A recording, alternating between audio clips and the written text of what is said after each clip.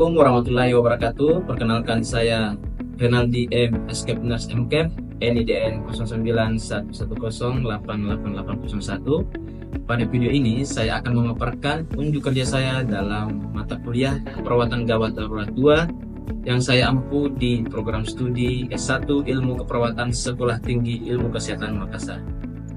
Video ini merupakan bagian dari pernyataan diri dosen unjuk kerja Tridharma Perguruan Tinggi atau biasa disingkat PDD UKTPT dalam rangka sertifikasi dosen.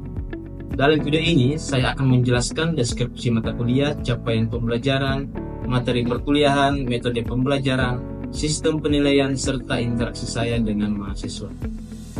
Mata kuliah Keperawatan Gawat Darurat 2 ini terdiri dari 2 SKS yang saya ajarkan pada mahasiswa semester 7.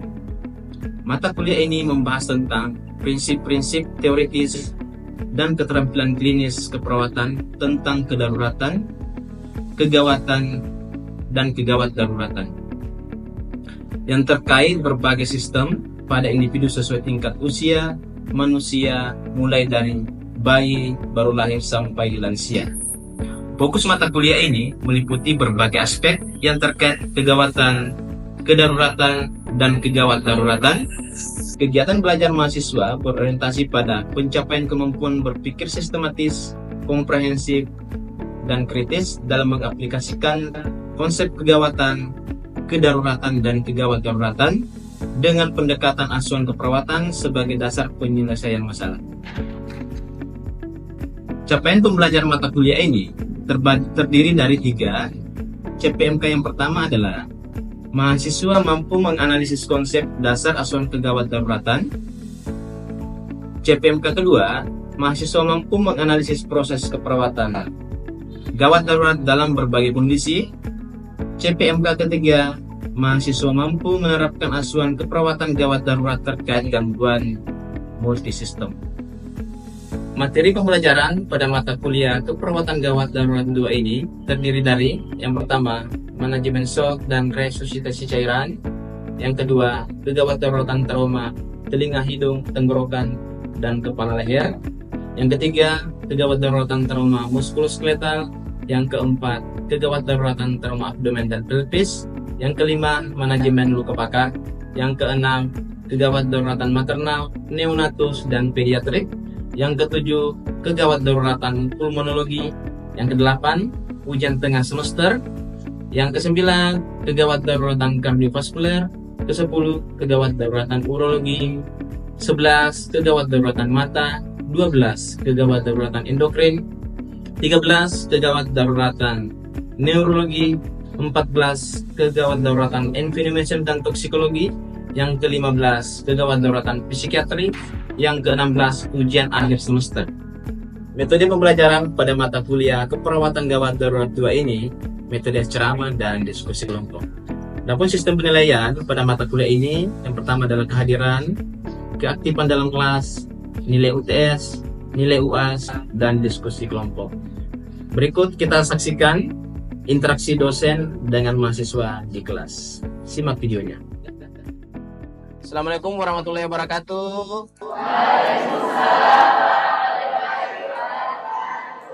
Gimana kabar hari ini?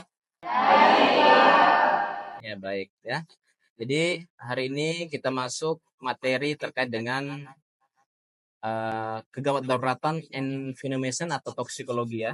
Jadi di mana kegawat daruratan inflammation ini salah satunya adalah kita di sini bagaimana pertolongan pertama atau first aid ketika kita tergigit ular. Ya, gitu ya. Jadi adapun capaian pembelajaran pada topik ini, jadi mahasiswa menguasai manajemen kegawat daruratan inflammation dan toksikologi. Dari topik kemarin kita minggu lalu itu kita belajar terkait dengan kegawat daruratan neurologi ya. Ya. Kegawat daruratan neurologi itu salah satunya adalah apa? Ada yang bisa jelaskan teman-teman? Saya Pak. Ya, silakan. Baik, perkenalkan nama saya Agnesia Nunayoli. Jadi kegawat daruratan neurologi itu salah satunya adalah stroke. Stroke itu terbagi 2, yaitu hemoragik dan non-hemoragik. Hemoragik itu terjadi karena adanya perdarahan di pembuluh darah di otak. Dan non-hemoragik itu terjadi karena penyumbatan di pembuluh darah di otak. Oke. Dah, jadi materi kita hari ini first aid snake bite, pertolongan pertama pada gigitan ular. Ya. Bagaimana kita kalau tergigit ular, gimana kita melakukan penanganan awal sebelum kita bawa ke fasilitas kesehatan baik puskesmas ataupun rumah sakit. Ya. Jadi teman-teman, first aid ini, pertolongan pertama ini, bagaimana kira-kira yang ada di benaknya teman-teman semua? Apa kira-kira yang Anda lakukan ketika ada saudaranya kah, tetangganya yang tergigit ular yang ada di sekitar rumahnya? Nah, ada? Ya. Diikat. Memangnya racun itu masuk ke ini? Masuk ke mana? Masuk ke pembuluh darah? Masuk di mana paling? Ya. Nah, itu nanti kita lihat. Nanti kita bahas sama-sama ya. Ya. Oke. Jadi Bos Tenggara tuh ya Indonesia termasuk salah satunya. Kemudian ada waktu kritis 24 jam. Jadi ketika kita salah penanganan ini, penanganan awal ketika ada tergigit ular, itu bisa menyebabkan kematian. Apalagi bisa ular itu cepat reaksinya ya. Nah, ada ular kobra, ada ular weling atau ulang. Nah, apa bedanya ular kobra sama king kobra? Dan bisa jelaskan? Ada bisa kasih sedikit ini? Apa sih bedanya king cobra sama kobra? Ya. Hah? Ada? Apa bedanya? Bentuknya sama-sama begini kan? Ya. Gigitannya dapat menyebabkan kelumpuhan. Nah. Kemudian ada ular weling. Ada hemotoksin apa ya? Hemotoksin. Jadi darahnya itu tidak bisa membuka ketika dia terpatok ular, darahnya itu mengalir terus tidak bisa berhenti.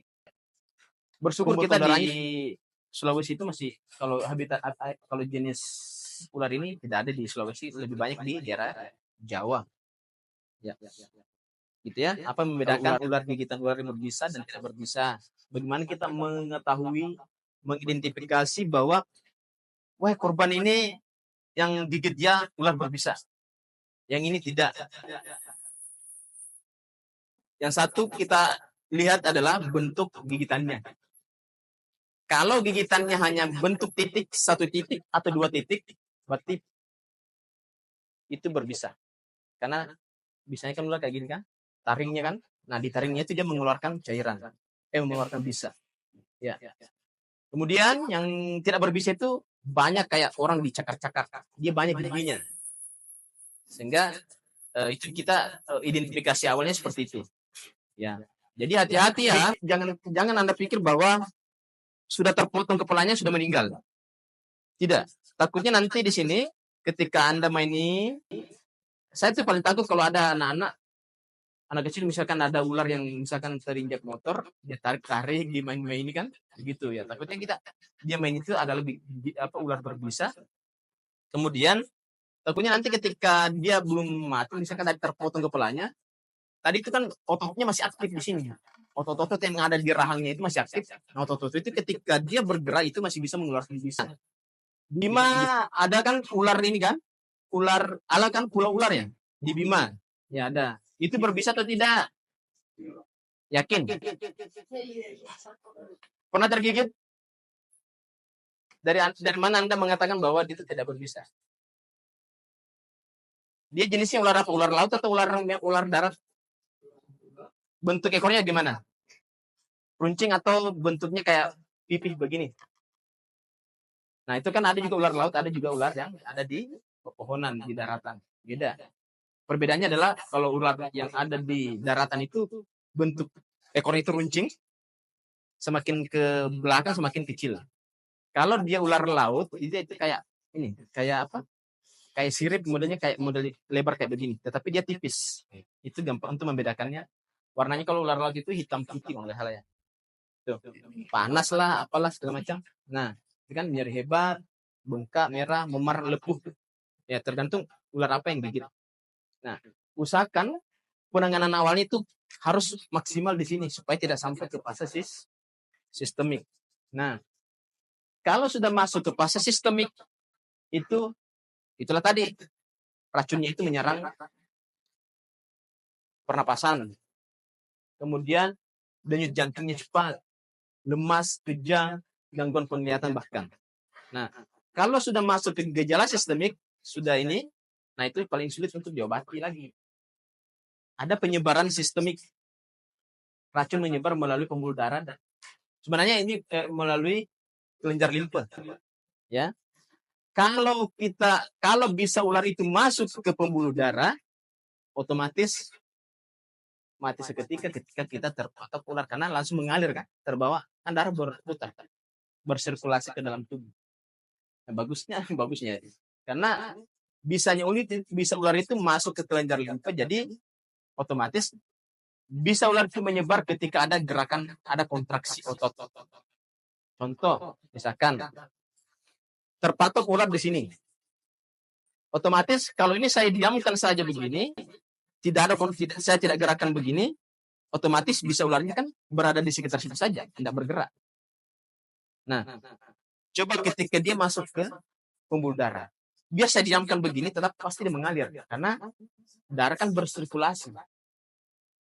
Nah, itulah sehingga ketika kita terpatok ular, diamkan saja ini tidak boleh ada aktivitas, maka itu inilah nanti dilakukan, dipasangkan spalak, kemudian kita bidai. Nah, ini ada prinsip pertolongan pertama menurut WHO. Ya. Kemudian yang pertama adalah kita tenangkan pasien, tenangkan korban. Ya, menjaga korban tetap tenang untuk memperlambat penyebaran racunnya.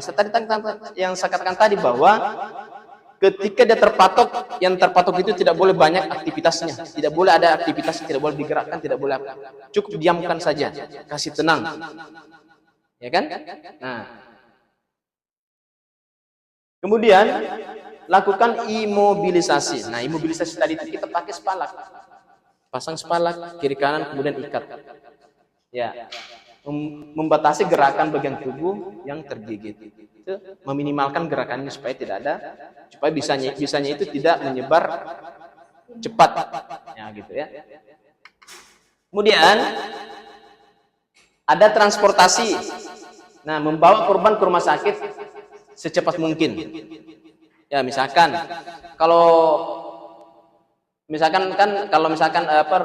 pas korban ini tergigit di sekitar rumahnya dan ada juga puskesmas dekat sana, dan misalkan kalau memungkinkan bisa langsung dibawa ke rumah sakit, ya dibawa saja ke rumah sakit. Nah, dari prinsip pertolongan pertama ini menurut WHO, ada yang teman-teman mau disampaikan atau yang bertanya? Silakan. Baik, perkenalkan nama saya Maudi Wijayanti. Di sini saya akan bertanya bagaimana pertolongan pertama ketika kita tergigit ular dan berada di hutan, sedangkan kita tidak memiliki spalak dan bidai. Oke, pertanyaan yang bagus ya. Bagaimana pertolongan pertama pada saat kita tergigit ular dan kita berada di tengah hutan, sedangkan kita tidak ada spalak, tidak ada bidai. Ya, gimana? Jadi apa yang ada di sekitar situ, misalkan pelepah pisang boleh, intinya dia keras dan lurus. Apa namanya itu? Pelepah kelapa boleh, bisa. Intinya kita fiksasi, misalkan kalau ada yang bagian keras-keras dan lurus itu kita boleh pakai kayu boleh, tapi juga setelah itu kita ikatnya apalah yang bisa menjadi pengikatnya di sini. Intinya kita terfiksasi itu, intinya kita melakukan imobilisasi itu untuk meminimalkan gerakan.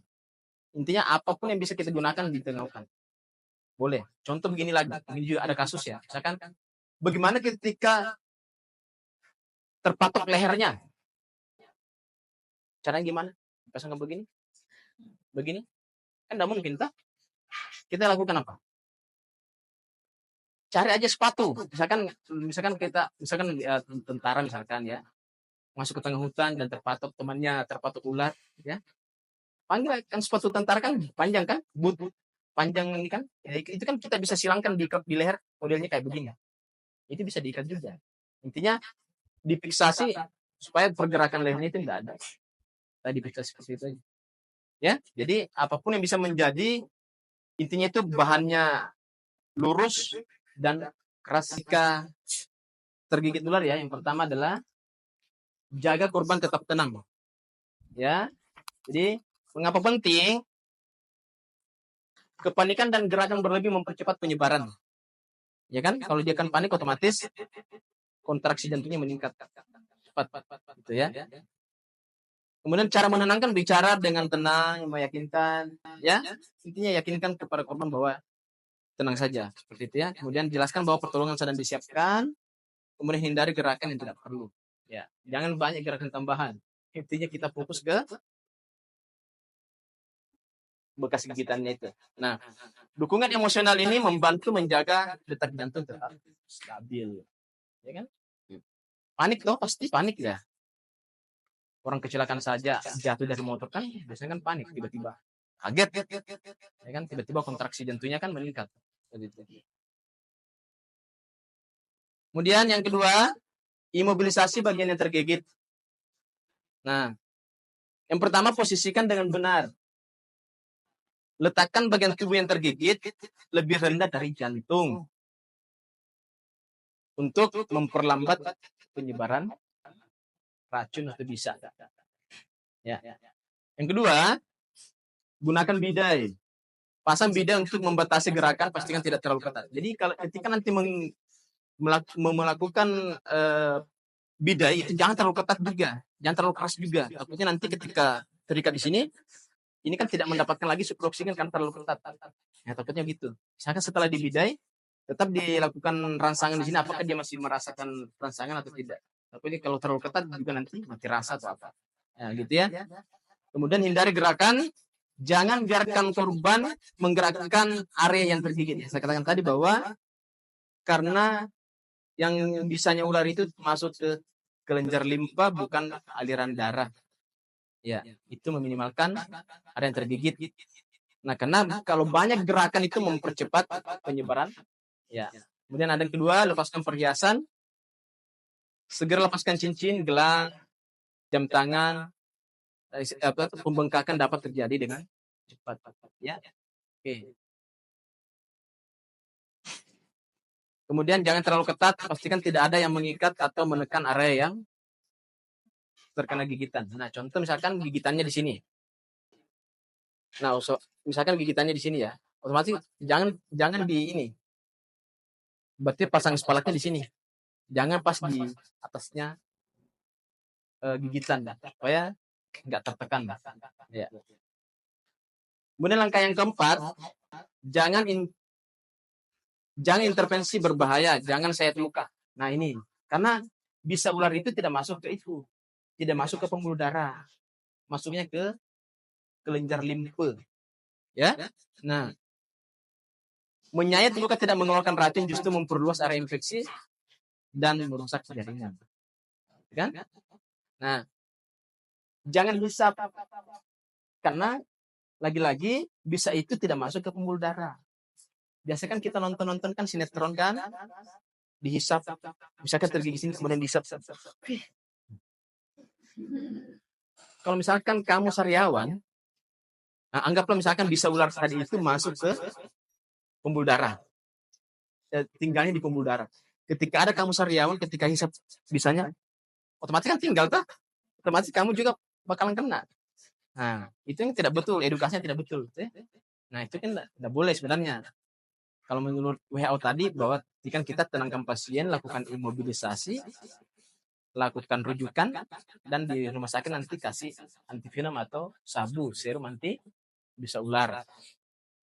Nah, kemudian jangan cuci luka sisa racun sekitar luka membantu yang dosa. Sudah. Ini jangan intervensi berbahaya. Ya.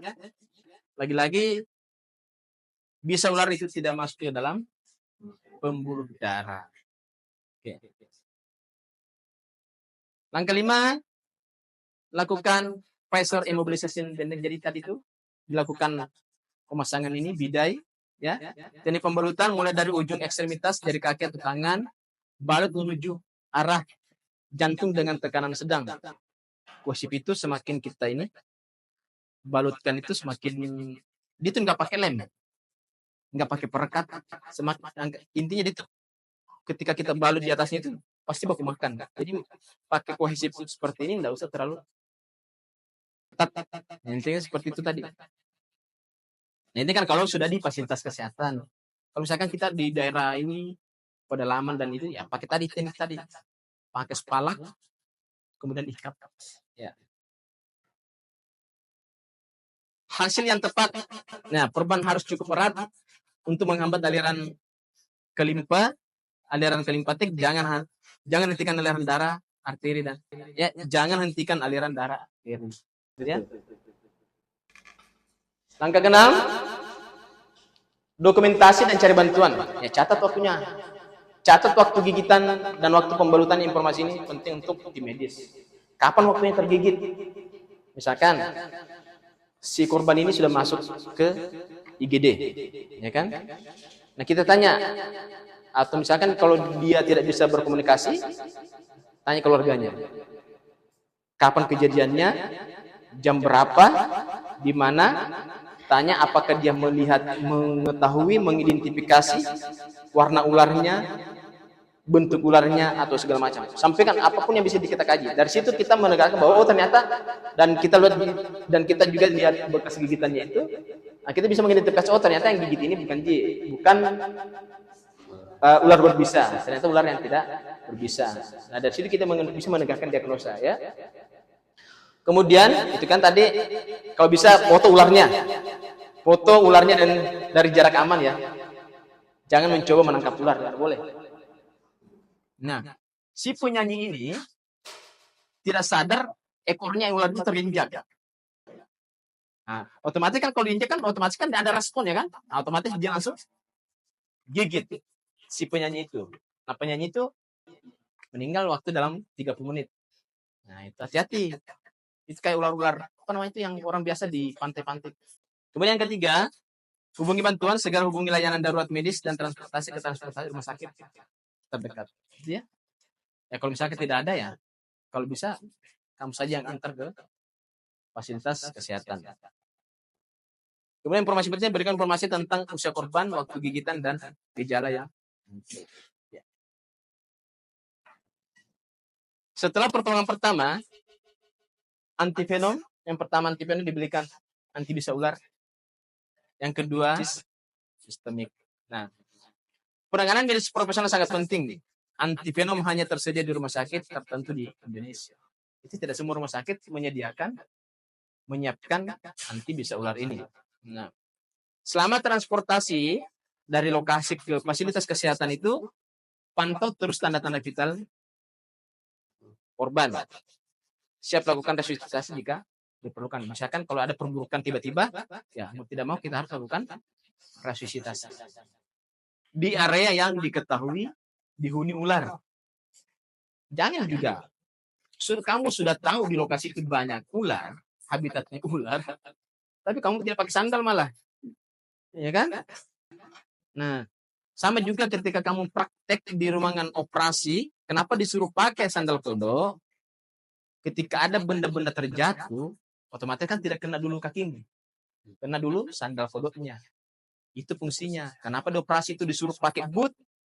Kan hanya dipakai untuk ini ada memang sebagai proteksi. Dari pencegahan dan edukasi masyarakat ini, misalkan gini ya, misalkan kalau kita mengedukasi masyarakat dari alas kaki, penerangan, dan hati-hati ketika memasukkan tangan ke semak atau lubang, edukasi kenali jenis ular berbisa. Ada teman-teman yang ingin menyampaikan pertanyaan lagi? Ya. Perkenalkan, nama saya Karto Langer. Di sini saya akan bertanya dengan pertanyaannya, ketika tsunami terjadi habitat ular terganggu, bagaimana kita sebagai relawan mengantisipasi gigitan ular tersebut?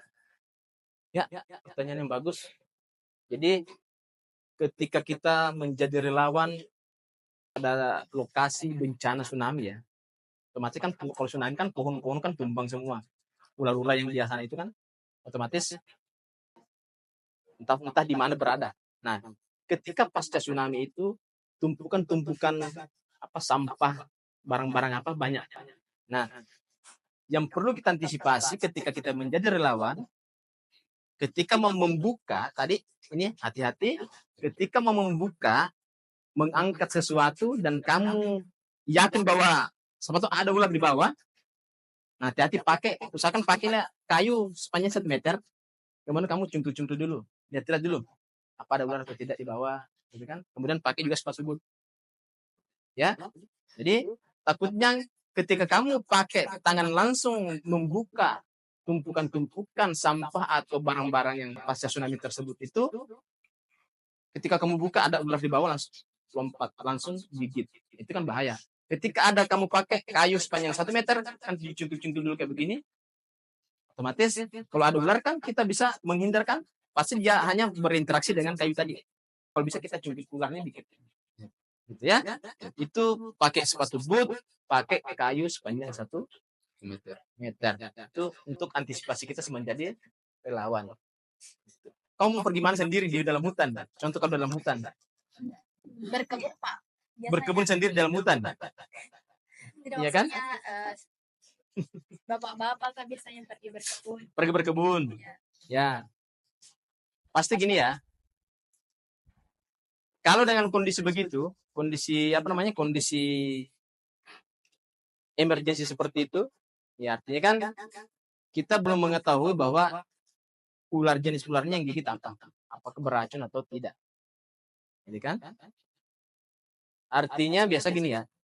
Kalau misalkan dia langsung tergigit, misalkan ya kalau dia sendiri di dalam hutan atau di kebunnya sendiri, misalkan tetangga-tetangganya tidak ada ya, sarankan saya kepada edukasi saya ke masyarakat, misalkan kalau tergigit ular, karena kita belum mengetahui apakah ular ini berbisa atau tidak, sebaiknya secepatnya pulang ke rumah atau kita bawa ke fasilitas kesehatan. Itu saja, edukasinya seperti itu saja pada masyarakat atau warga atau orang tuanya lah atau keluarganya bisa diedukasi seperti itu. Jangan dibiarkan ya, pandai bilang, biasa Ji, ini kan hanya biasa tapi takutnya seperti itu. Ya, jadi edukasi seperti itu. Ya. Baik teman-teman, demikianlah pilihan kita pada pagi hari ini. Semoga teman-teman bisa mengaplikasikan materi pilihan ini kepada masyarakat yang luas. Kurang dan lebihnya mau dimaafkan. Billahi taufiq wal hidayah. Assalamualaikum warahmatullahi wabarakatuh. Waalaikumsalam warahmatullahi wabarakatuh.